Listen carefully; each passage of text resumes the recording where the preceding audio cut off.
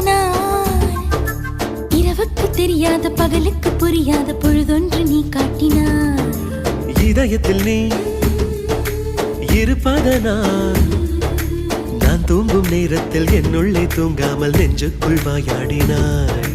கண்ணாடி நீ கடிகாரம் நான் உன்னுள்ளே ஓடோடி வாழ்வே. காதல் எனும் கடுதாசி நீ என்றென்றும் அன்புடன் நான்